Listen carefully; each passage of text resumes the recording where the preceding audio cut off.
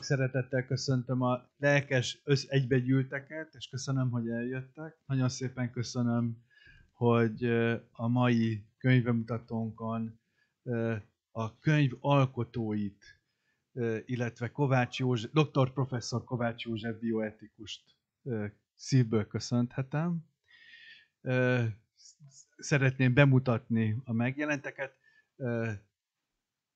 Bajnok Dániel a könyv egyik fordítója, professzor dr. Németh György a könyv másik fordítója.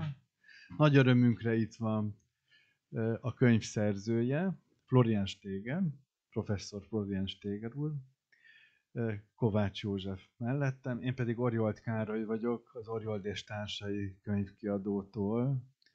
I've just introduced everyone, and a mai könyvbemutató úgy fog zajlani, hogy felváltva fogunk Kovács doktorral fordítani a lényeges dolgokat magyarra. Mert ugyan mi egymással megértjük egymást, de a nézők nem biztos, hogy ezt tudják megérteni. Nem a nézők, hanem a YouTube-on, akik figyelemmel kísérik. So thank you very much for joining for the today event, and we would like to start the presentation. And the first question of mine is why was written this excellent book? Az első kérdés az az, hogy miért írta meg a szerző ezt a könyvet? This is a very difficult question because it was driven by inner passion. Ez egy nagyon nehéz kérdés, mert hogy ez egyfajta szenvedély volt tulajdonképpen. And this passion comes up from very far away time. As I've been a student, I was really driven by this passion of ancient languages, ancient culture, ancient history. Szóval, hogy ez a szenvedély ez elég régóta keletkezett, mert amikor még orvos hallgató volt, akkor is érdekelte az ókori kultúra, az ókori irodalom, és ez tulajdonképpen onnan datálódik ez a szenvedély.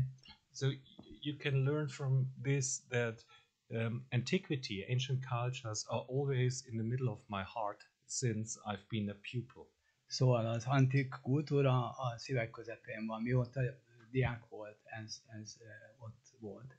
And I think this is one of the hardest arguments to bring today, why I have chosen this topic and why I have worked since many years on this wonderful topic of ancient medicine. És ez a legerősebb érv arra, hogy miért ezt a témát választotta, ami egy hosszú ideig tartott, hogy ezen dolgozott, és miért írta ezt a könyvet. Why is wonderful topic? És utána a fordítókat kérdezem, hogy nekik is wonderful topic. Tehát az a kérdés, hogy miért ennyire szép téma az antik orvoslás. If you read this book, then you will learn about the richness of antiquity. Ha ezt a könyvet elolvassa valaki, akkor megértheti az antikvitásnak a gazdagságát. And you will learn that the antiquity is full of diversity. És meg fogja látni, hogy az antikvitás tele van nagyon változatos témákkal. Antiquity is open-minded, it's a global subject. Ez nagyon nyitott szellemiségű és egy globális terület. And last but not least, it is extremely modern for today. És nem utolsó sorban nagyon modern ma is, nagyon modern. I asked the audience, the other experts, whether for them the ancient medicine is also a wonderful topic. Az a kérdésem a többi jelenlévő bemutatóhoz, hogy neki, az ő számukra is így van-e, hogy egy gyönyörű téma ez. Yeah, and my subject is ancient history. That means Greek and Roman history. And in the history, we have everything, not only the battles, but also the medicine, the foods, and the marriage, and everything. So I had a project earlier about ancient medicine, it was very interesting for me, the numbers in the ancient medicine. So we published a book about it. So when I saw this book, I said, okay, that will be good.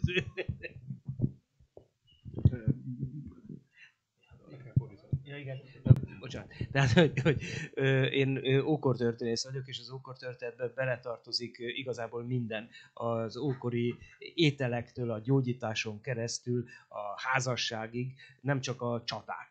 És nekem amúgy is érdekes volt ez a téma, egyszer volt egy kutatási programunk a számokról az ókori gyógyászatban, mert például a 7-es az nagyon fontos szerepet játszik Hippokratésznél, és egyszerűen kíváncsiak voltunk, hogy még milyen számok játszanak szerepet, és erről megjelent egy kis könyvünk a Gyógyító számok címmel, úgyhogy talán könyvtárakban még meg lehet találni. Ennyi. Thank you very much. I would like to join up on the book that Professor Németh has just mentioned, Numbers in Medicine, in Ancient Healing. And that was published in 2005 or something like that. Then I was one of the students of Professor Németh, and one of my first publications appeared in that little booklet, and it was about numbers in magic, and I was really interested in ancient magic and healing practices in ancient magic, and that's why I was also very much interested in this book itself. Actually, later on in the later years, I turned to another subject. I was in the last more than 10 years, 15 years, I was studying ancient oratory, which is quite a subject far away from ancient healing and medical studies. But now it was a very interesting venture to come back to this subject. And my part of the book was not the classical part of the book, that classical in the narrow sense, Greek and Roman. I translated mostly the Eastern, Egyptian, biblical, and the Byzantine parts and the Christian parts of this book, and that was absolutely out of my scope and very interesting for me because everything was new for me. És most megpróbálom ezt gyorsan összefoglalni magyarul is, bocsánat, hogy olyan hosszú voltam. Szóval én alapvetően a Gyógyító számok kötetben publikáltam az egyik első tanulmányomat, és Németh György tanítványaként, és az antik mágia érdekelt akkoriban nagyon, és a későbbiekben alapvetően az antik szónoklás felé vitt a pályám, és ezzel foglalkozom az elmúlt időszakban, és ezért számomra egy érdekes kikacsintás, vagy kitekintés volt az antik orvoslás irányába ez a könyv, és ennek a fordítása. Alapvetően nem a görög-római részeket, hanem inkább a keleti, bibliai, illetve a keresztény és a bizánci fejezeteket fordítottam én, és ez nagyon izgalmas volt számomra. Az a helyzet, hogy akkor én is mondok pár szót, hogy ami engem nagyon érdekel. First I would like to say in Hungarian. Azt gondolom, hogy a hivatás, minden egyes hivatás az tradíciókon alapszik. És ahogy én olvastam a könyvet, beleolvastam a könyvben, minden szereplő egyrészt individuális, tehát egy személy, Hippokrates, és sorolhatnánk a Galénusztól kezdve ezeket az embereket, akik egyszerre a szokásokat és a tradíciókat átvették, és egyszerre voltak újítók. És azt gondolom, hogy ez a konfliktus, ez nagyon-nagyon komoly dolog, és nagyon szépen megjelenik a könyvben. So, in my opinion, the people who are within this book, the very important people, are professionals. And the profession always means traditions, what we have to take over, and we have to be also a reformer, doing something new, and this has a conflict. And I see that within the book, I have written, I have had a feeling that it is important, this conflict. What tradition should be taken over to go on, and what can be renewed? I begin in English first. So I think there is a saying of Santayana that those who do not remember the past are condemned to repeat it. And I think it's very important to begin with history if we want to understand the ideas today, because we understand the context from which they originate. And I think this book is just the book for that, because there are ancient traditions, almost everything, and sometimes it's very modern. It's astonishingly modern when you read this subject. Tehát magyarul a Santayánának a mondás, hogy aki nem emlékszik a múltra, a történelemre, az arra ítéltetik, hogy megismételje azt. Tehát majdnem minden területen érdemes a történettel kezdeni, és úgy eljutni a mai felfogáshoz, mert hogy a kontextust így lehet megérteni, és ez a könyv, Florian Steger professzor könyve pont ebben segít, hogy a mai akár orvosetikai témák, amik nagyon aktuálisak, ezek hogyan jelentek meg az ókorban, milyenféle válaszok adottak rá, és a kontextust is sokkal jobban meg lehet érteni. Akkor nézzünk rá a könyvre. Let's see on the book. How is built up? Which parts? Which are the most important topics of the books? Which are, for example, topic it can be a person as well. How is built up the book? Hogyan térjünk rá a könyvre? Hogy néz ki a könyv? Milyen fontos gondolatok vannak, és hogyan mi a könyv szerkezete? Hogyan épül fel a könyv? In this book, I didn't focus only on Greco-Roman perspective.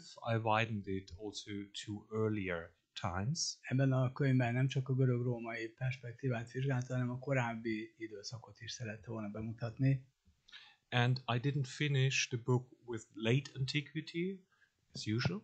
Tehát nem fejezte be a késő antikvitással, ahogyan ez szokás egyébként. So I widened also the perspective till in the early modern ages named Byzantine times. És a korai modern korig is kitekintett a bizánci időszakig. So you can name it a longue durée. You have the early beginnings in Egypt, for example, and you will finish and have a long perspective to Christians and also to Islamic-driven medicine, and you have also this Byzantine perspective there. Tehát ez egy nagyon hosszú kitekintés, és elkezdődik az ókori Egyiptommá, aztán még iszlám kitekintés is van, és aztán a kereszténységhez is eljut a történet. And what is most important, I cannot say to you. You have to decide it as my readers. És azt, hogy mi a legfontosabb, azt nem tudja megmondani, mert ezt az olvasónak kell eldöntenie, és ő fogja megmondani, hogy mindenki számára a legfontosabb.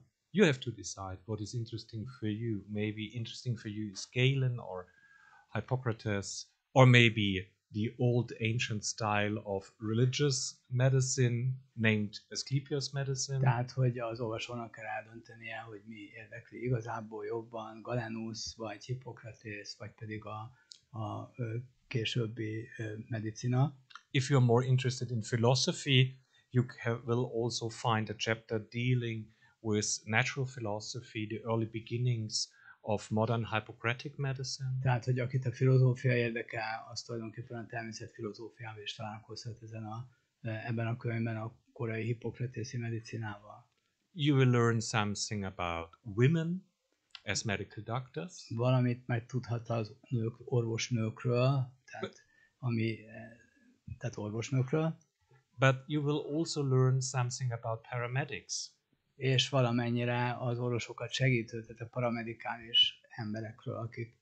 So you see, whatever you are interested, hopefully you will find in this book with sources also on site, so that you have not only an introductory chapter, you have an introduction into a field, and this is followed by original sources which are translated into Hungarian language. Tehát, hogy akit érdekel, az mindenütt talál egy bevezető szöveget, és azután magukat a szövegeket, amelyek magyarul vannak lefordítva, tehát eredeti nyelven és magyarul.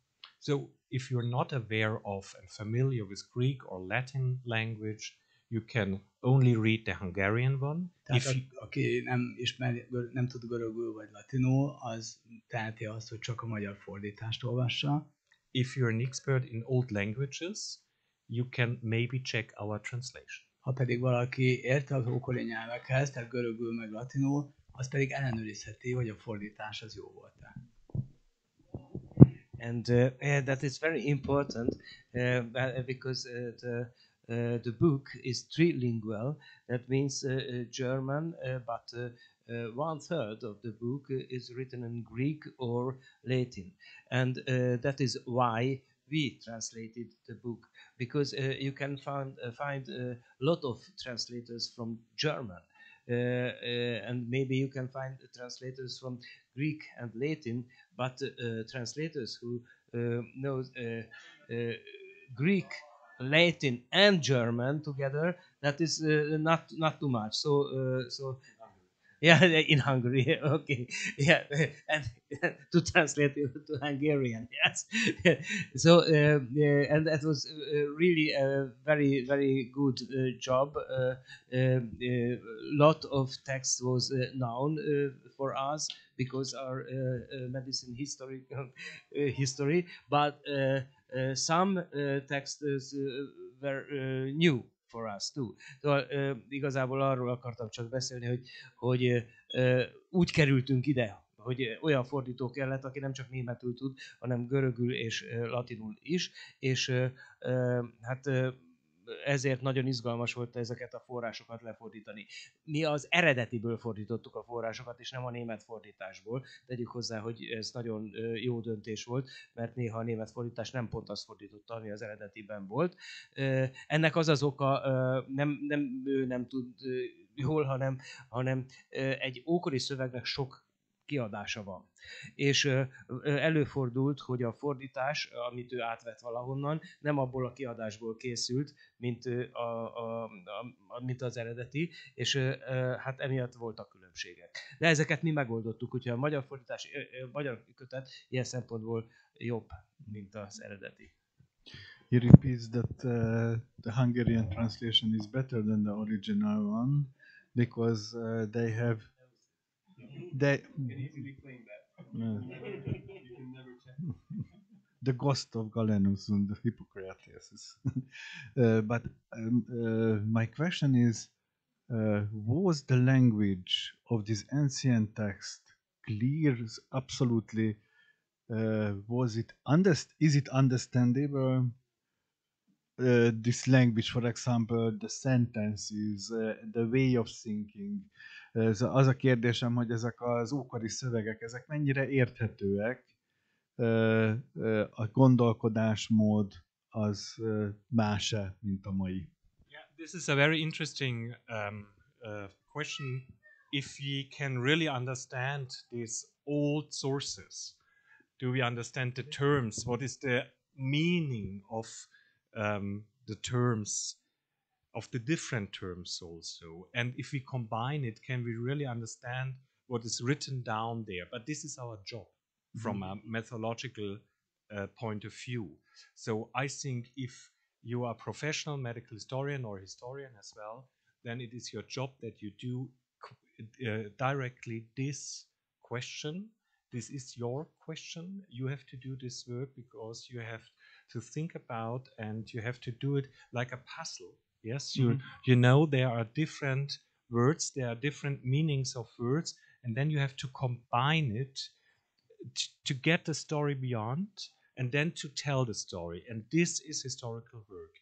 So it is quite common to historians to work with this question you gave to us to this round, and exactly that is what we have done, and what I have done in my book, and what has to be done also by the perfect translators. Thank you, by the way, for perfect translating work of my book, even if I'm not able to check it because I cannot really understand Hungarian. But I'm absolutely sure that you have done an excellent job for this book. Thank you very much from my side, also to the publisher, and also to József, because József, Professor Kovács, recommended me the publisher.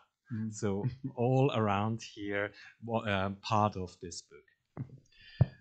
Most egy kicsit nehéz nekem ezt lefordítani. Egyrészt megköszönte a fordítóknak is, meg nekem is, és Kovács professzornak is, hogy egyrészt összehozott bennünket, és javasoltuk egymásnak. Másodszor pedig a kérdésem az volt, hogy mennyire érthető az a szöveg, azok az ókori szövegek, azok az ókori üzenetek, amik a könyvben vannak. És hogy azt mondja, hogy ez a történészek és a történész orvosoknak ez a feladata, hogy a szavak különböző jelentései közül megtalálják a megfelelőt, és hogy ezeknek a szövegeknek értelmet adjanak, nem tudom, jól fordítom-e, és hogy hát ez az ő dolguk, és ez az egyik fő izgalma ennek a munkának. If you read the book, you will see that we have a lot of different kinds of texts. Not only medicine texts like Hippocrates or other, but also ancient inscriptions. And to translate Greek or Latin inscriptions, that is also another job. But that is our job at the university. So epigraphy, that means the study of inscriptions, was my first aim in my department, and we translated together a lot of inscriptions. So and some inscriptions were earlier translated by us. So that was a very good job. That we have it. So nagyon sok különféle szöveget tartalmaz ez a kötet. Nem csak orvosszerzők, mint Hippokratész vagy Galénosz, hanem például feliratokat. És az ókori feliratok fordítása az önmagában már egy szakma, de szerencsére ez a mi szakmánk. Tehát mi pontosan ezzel foglalkozunk. A tanszéknek van egy ilyen epigráfiai profilja, tehát örömmel láttuk, hogy a kötetben szereplő feliratok egy részét mi már korábban lefordítottuk, és meg is jelent, úgyhogy azt nagy örömmel, hát ez úgy ki kell, ez csak magyarul mondom, de fantasztikus. Van egy hipohonder beteg, aki egy igen, appellásnak hívják, ugye iszonyat hosszú felirata maradt fönn arról, hogy milyen betegségek gyötörték és hogyan kezelték. Hát ez rettenetesen szórakoztató, és ez megjelent már a fordításunkban, és örömmel láttuk, hogy benne van a kötetben. So there is a long Greek inscriptions about a hypochondriac patient, Apellas, and he had written a lot of his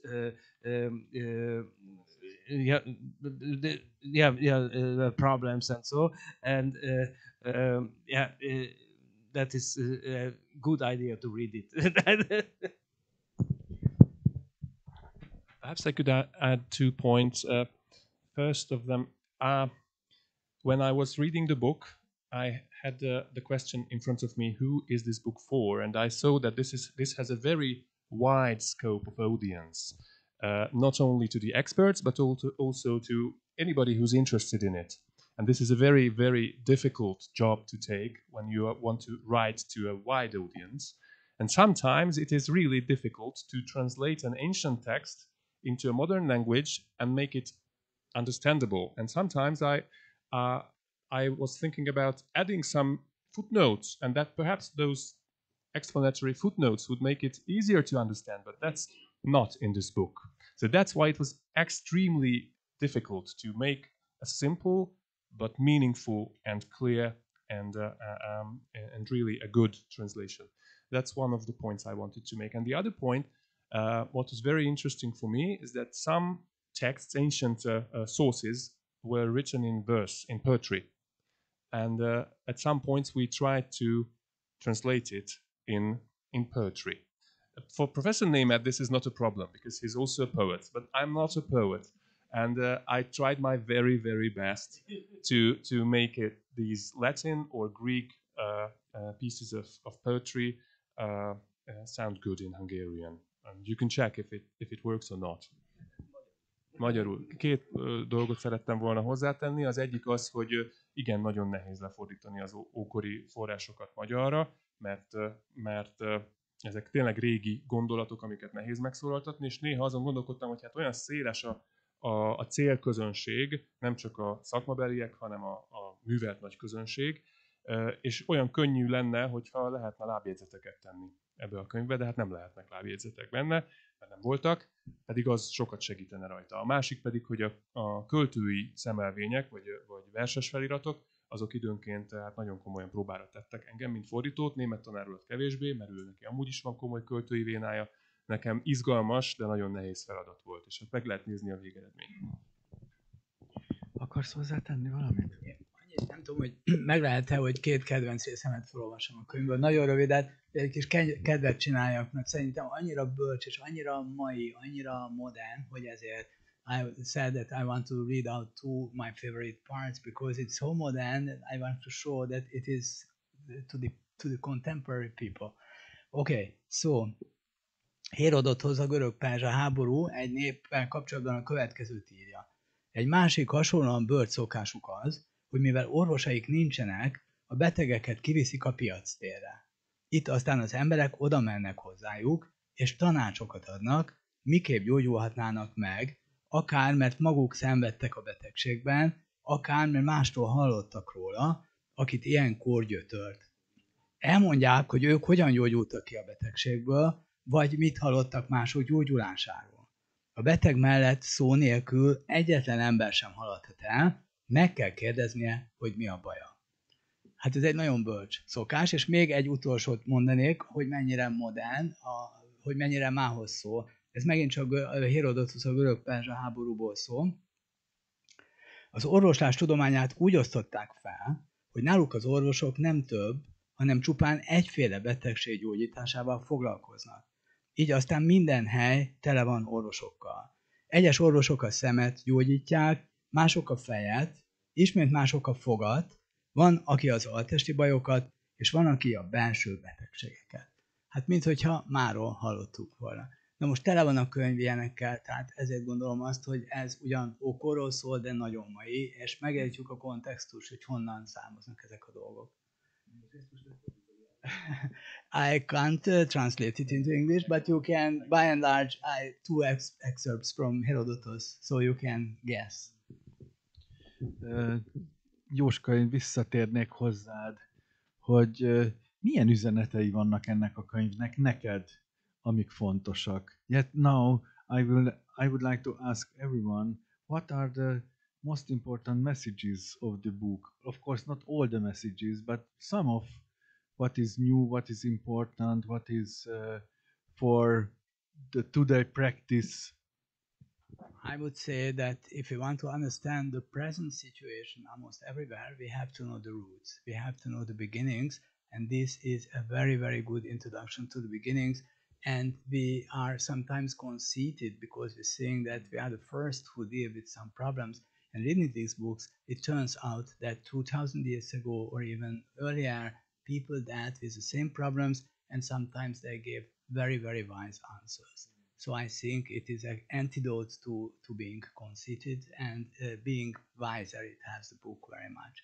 Tehát, hogy azt gondolom, hogy az ember, amikor modern problémákkal foglalkozik, hajlamos azt gondolni, hogy ő találkozik ezekkel először, és mikor egy ilyen könyvet olvas, akkor rájön, hogy 2-2,5 ezer évvel ezelőtt is ugyanezek a problémák megvoltak, és sokszor nagyon bölcs válaszokat adtak, olyanokat, amik alig maradnak el a mai válaszoktól. Tehát ez segít a gyökereket tisztázni, és jobban megérti az ember a múlttal a jelent.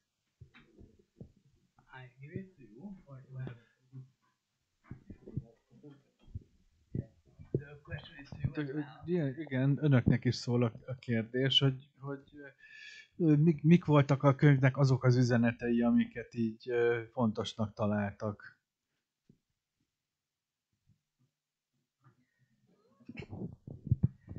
That is a book with 600 pages.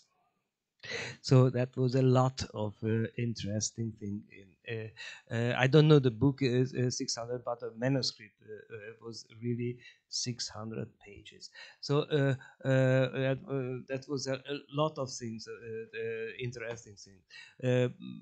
And as I said that we almost, yes. Yeah, so lot of things. Most of the sources was known for me, but there were some interesting news, even inscriptions. So that is good, and of course from the Mesopotamian or Egyptian sources that was. Several new things.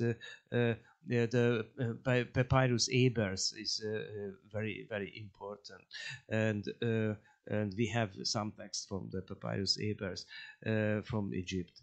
So, hogy mi az, ami különösen érdekes volt számomra, hát ez egy 600 oldalas könyv, és ahogy most Bajnok Dániel ellenőrizte, tehát a kézirat volt 600 oldal, de így kiadva is majdnem 600 oldal. 540, tehát nagyon sok érdekes dolog volt benne. Nyilván a görög-római részt mi jobban ismerjük, de például az egyiptomiban az Ebers papírusból nagyon fontos részletek voltak. Az Ebers papírus írja le legelőször a vérkeringést, és hogy annak a központja a szív. Hát azért, ja, és tegyük hozzá, Krisztus 5400 körül keletkezett a papírus, és akkor megírta az elmúlt 1000 év orvostörténetét. Tehát 2400-tól 1400-ig. Na, hát ez érdekes. The most important message of the book for me is that I think mankind was always interested in the origins of illnesses. Why do we get wrong? Why do we get ill? And what is the solution in these situations? And we always try to give the best answers.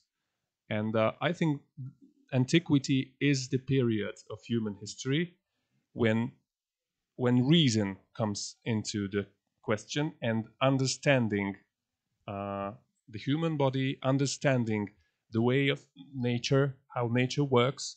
And this is the shift when people started to think not only about gods and supernatural powers, but about the physical nature and how it affects us.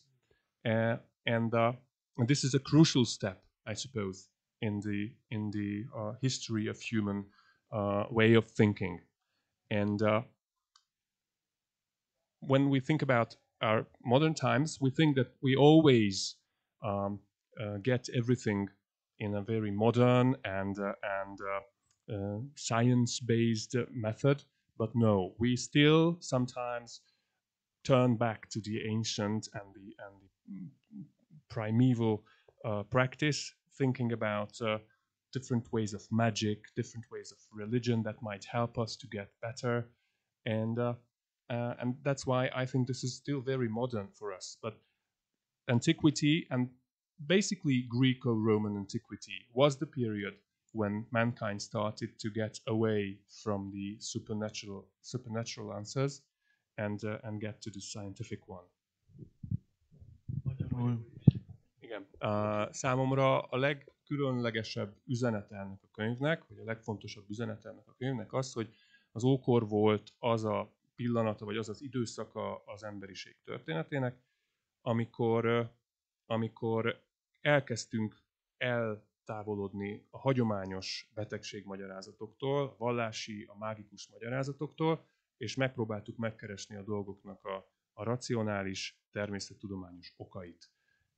És szerintem ez egy óriási lépés az emberi gondolkodás történetében. Ez az ókorban történik meg, alapvetően a görög-római ókorban, és azt gondolhatnánk, hogy ma már bizonyára mindenki természettudományos alapokon közelít a betegségekhez, és az igazság az, hogy ez távolról sincs így, és ezért ennek a könyvnek máig ható aktuális üzenete van, szerintem.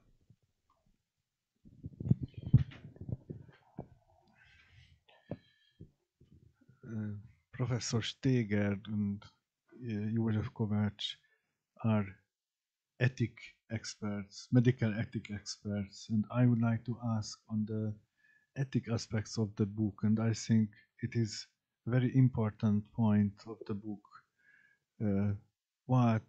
What does it mean that this book is having medical ethic aspects?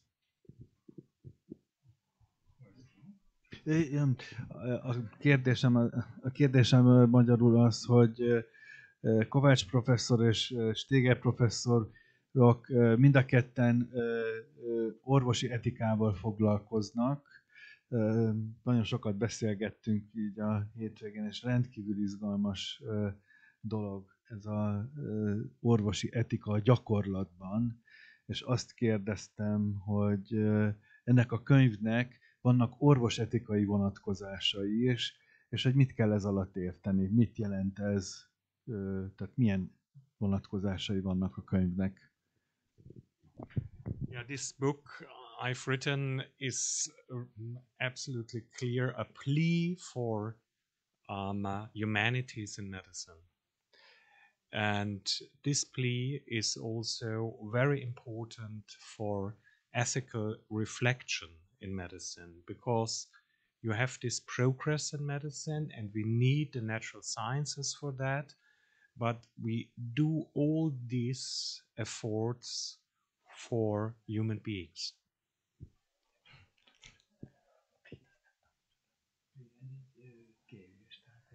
Tehát, hogy egy picit most nem figyeltem, úgyhogy Okay, I repeat it.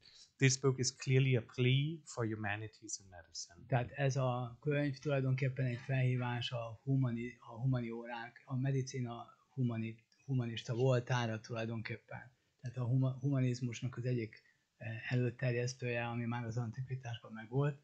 Absolutely clear, we need natural sciences for progress in medicine. Tehát mi teljesen világos, hogy természettudományra szükség van, hogy előre haladjunk a medicinában. But all our efforts are for human beings. De az összes erőfeszítésünk az emberiség szolgálatát kell, hogy szolgálja. So if we do it for human beings, we have to be aware of an ethical reflection about what we are doing there in natural sciences. Tehát, hogyha az emberiség érdekében dolgozunk, akkor tudnunk kell, hogy mit jelent ez, és a természettudományoknak is ebben kell gyökereznie, illetve ezt kell szolgálnia. Risks, benefits, good ones, bad ones, green flags, red flags. Kockázat, once again please. Benefits. Tehát a kockázat, az előnyök.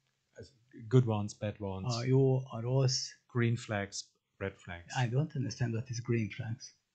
Green flag? Grüne Flagge? Zöld zászló, piros. Ja, zöld zászló, oké, zöld zászló és piros zászló. Mi az, ami mehet, és mi az, ami nem mehet? So, what we really can learn from history, that there's a lot of different aspects we have to discuss if we are really interested in good progress and in a good future. Tehát, hogyha valamit tanultunk ebből, akkor az, hogy a jó haladás legyen, és egy jó jövő alakuljon ki. And in the middle of all is, what does a good life mean? És ennek az egésznek a lényege, hogy mit jelent a jó élet. And you can learn it from these sources really, what in different times, in different cultures, the meaning of a good life is. És ebből meg lehet érteni, hogy különböző korokban, különböző kultúrákban mit jelentett az, hogy jó élet. And if you have this in mind for our modern medicine, és hogyha ezt fejben tartjuk a mai modern medicina vonatkozásában, then we can really do the best medicine for human beings. Akkor a legjobb medicinát tudjuk csinálni az emberiség számára. Most neked. And I think, as I already told, many things originate from the antiquity. For instance, Hippocrates is richly described in the book, and Hippocrates, of course, is today cited by every medical student. They usually say that it is in the Hippocratic Oath or it is not in the Hippocratic Oath, and a lot of ethical problems are centered around those topics which are there. So I think it's just one example, but I think it's a very important one. Tehát, hogy természetesen az etika az ókori hippokratészi esküben az egyik keletkezése, hiszen a mai medicina is nagyon sok szempontból a hippokratészi esküre megy vissza, és a hallgatók sokszor azt gondolják, hogy erre esküsznek, holott ma már ez nem így van, de azok a témák, amik a hippokratészi esküben szerepelnek, ezek ma is szerepelnek egy orvosetika könyvben, lehet, hogy egyetértőleg, lehet, hogy nem, de szerepelnek. Tehát és a könyv pedig nagyon gazdagon foglalkozik a hippokratészi hagyománnyal. Sorry, I have to understand what is the Hippocrates the same and what is against. Amikor azt mondod, hogy lehet, hogy egyet értesz vele, lehet, hogy nem.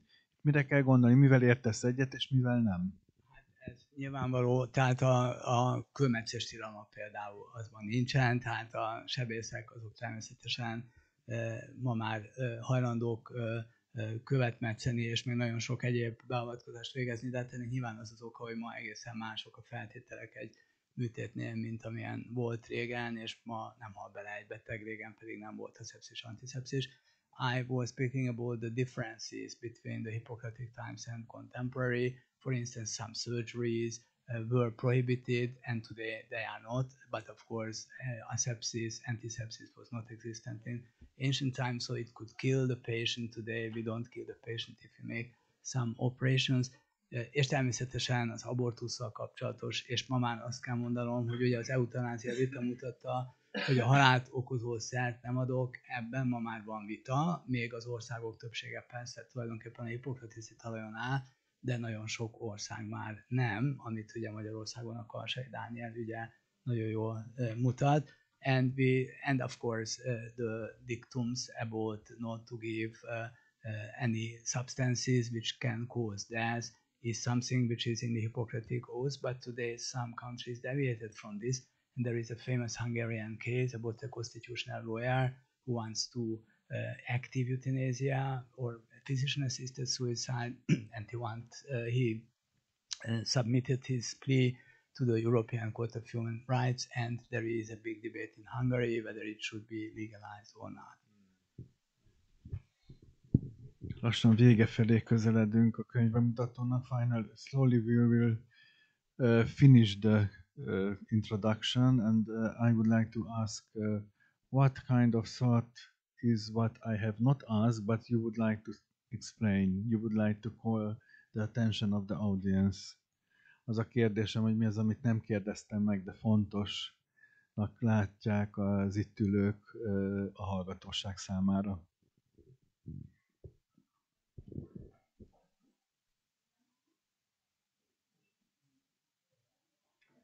Maybe we can add that you can also find some pictures in the book. It is not a picture. Tehát, hogy még hozzátehetjük azt, hogy képeket is lehet találni a könyvben.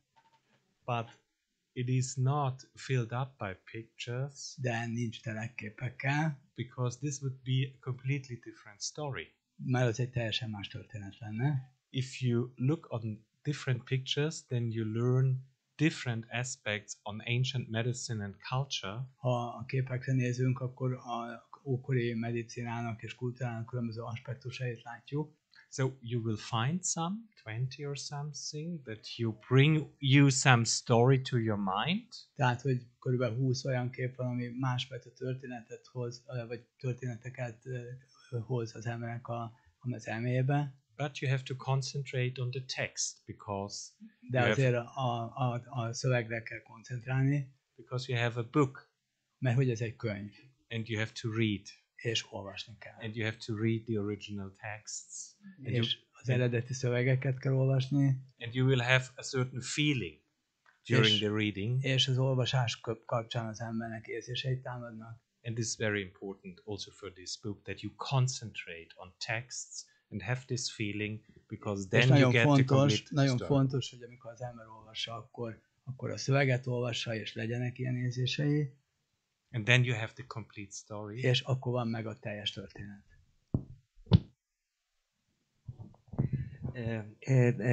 I find very interesting that the author is a doctor, but he quote some texts about the money lover doctors in the antiquity, not today, in the antiquity, and very critical texts about money lover doctors. And the rich doctors, that means why is the man rich? Because he's money lover.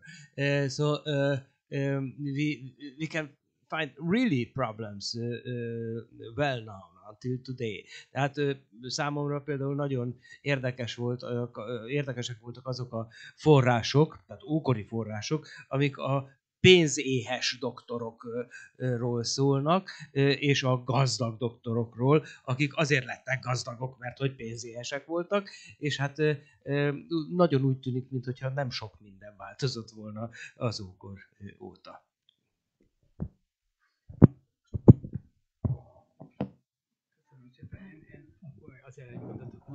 So I think I would like to thank you very much for writing this book, and I'm very happy that it has been translated, because I think this book must be on the bookshelf of everybody who deals with medical ethics, medical history, but even for those who do not deal with this but want to learn the origin of various ideas. So I very much recommend it, and I'm happy that I have a copy, and I think I will be very careful to have it, because it's not something which you can read at one time, but you come back to it and you enjoy every time you go back. Tehát, hogy ez a könyv azért jó, mert hogy nagyon sok mindent tartalmaz, amit nem biztos, hogy el lehet olvasni egyszerre, de viszont az ember visszamegy, és a részleteket újból és újból megizlelgeti, és jobban megérti azokat a problémákat, amelyekkel ma foglalkozik. Úgyhogy mindenkinek szerintem, akit érdekel a orvostörténet, vagy az orvosetika, annak nagyon jó jön ez a könyv, de azt is, akit csak általában a kultúra érdekel, nagyon hasznosan fogja találni, úgyhogy ezért mondtam azt, hogy köszönöm Steger professzornak, hogy ezt a könyvet megírta, és köszönöm természetesen a kiadónak is, meg a fordítóknak is, akik lefordították, kiadták, mert ezzel a magyar kultúra gazdagabb lett. Köszönöm, hát én mondom a záró gondolatot, akkor mielőtt még a hallgatóságnak átadom a szót, hogy én orvosi könyvkiadóként nagyon sok szerzővel találkozom, és külön öröm olyan szerzőkkel együtt dolgozni, akik szenvedélyesen szeretik a szakmájukat. És az itt ülők példaértékű szenvedéllyel szeretik a szakmájukat, és ezt így szeretném mondani, hogy jó egy kicsit sütkérezni ebben a lelkesedésben, és hát azt azért mondom, mert például a fényképeknek nagy részét azt a szerző készítette, úgyhogy elment a helyszínre, ami megint csak a szenvedélyességet jelenti, és ez a szenvedélyesség átsüt. Szóval a könyvet azoknak ajánlom, akik szenvedélyesen szeretik az orvoslást. I would like to say the closing thoughts about what you have started this presentation about the passionate. That as a medical publisher, I've been working with people. Most of the authors I have met like their profession passionately, and it is a very big joy, and it is very nice to be present, to feel a little bit of this passionate as a publisher, and I like very much working with this kind of people, and I think that this book is very suitable and suggested for doctors and GPs and different experts, medical experts who likes their work with passion. Köszönöm szépen az itt létet. Thank you very much for the presentation, and I would like to ask the audience, maybe anyone is having some comments or question. Megkérdezem a hallgatóságot, hogy van-e kommentárja, kérdése, hozzáfűzni valója.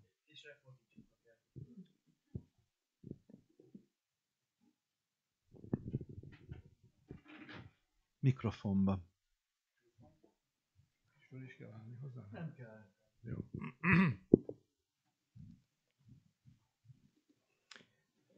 Én 62 éve vagyok orvos, és az orvos... Let me translate because I think it's important. So he is a medical doctor for 62 years.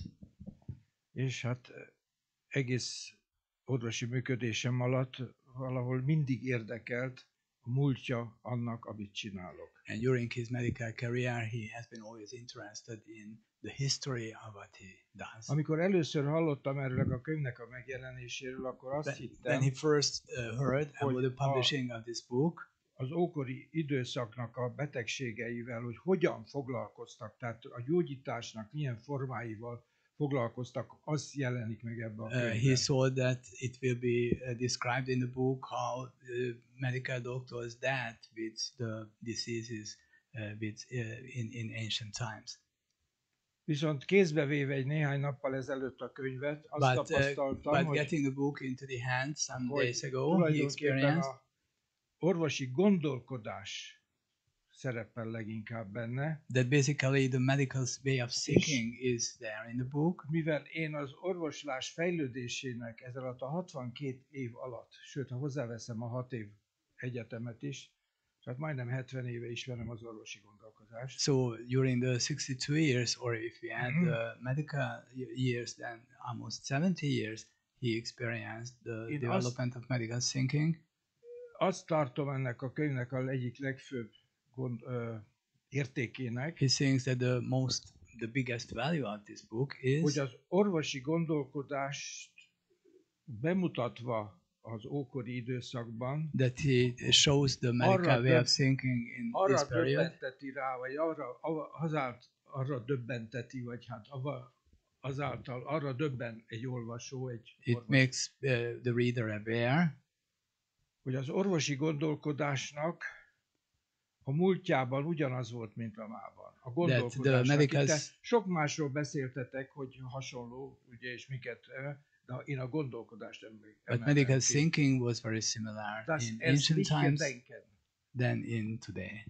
Medical thinking, ami teljesen, azt merem mondani ezek alapján, és mondom, eddig is foglalkoztam a régebbi történéseivel. So based on this, he dares to say hogy az orvosi gondolkozás azonos. that medical thinking is the same, legyen, and it has to be the same. de most azt próbáltam megfogalmazni az előbb magamban, hogy azt merem mondani, hogy az igazi gondolkodásnak, orvosi gondolkodásnak a mostani modern műszerek korában különösen ki kell emelni. So he thinks he is there to say that medical thinking in the day of contemporary modern tools. Örökké valóságát hirdette. So it's Én a saját kollégáimat is, amikor tanítottam, azt mondtam, amikor egy beteg problémáját megoldani akarták, hogy először próbáljatok paraszti gondolkodással megközelíteni a kérdést, és azután menni bele a modern gondolataiba az orvoslásnak. So he said when he was a medical doctor, wait a minute, because I can't translate. So it's too, I'm not a simultaneous translator. Mondjuk a mindennapi gondolkodás, bocsánat, akkor mondjuk ezt a szót. Mindennapi gondolkodásnak a formájával közelítse meg először, és csak azután lépjen be. So he says that first, when he meets a problem, he has to face the everyday way of thinking, and then he enters into the medical way of thinking.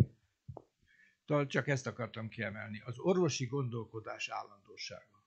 He wanted to emphasize the perennial nature of medical thinking. Ugyanúgy gondolkodott, tehát annak az alaptételeit tekintve a ókor orvosa, mint a mának, illetve hogy a mának kéne. So the ancient doctor saw the same way as modern medicine, and the basic thinking should be the same today as it was in the ancient times. Nagyon szépen köszönöm, Bálint, az értékes hozzászólásodat. Nagyon szépen köszönöm mindenkinek, akik bemutatták a könyvet, és hát azt kívánom az olvasóknak, hogy olvassák. Thank you very much. Thank you for the presentation. Thank you for sharing the thoughts, and I wish good reading.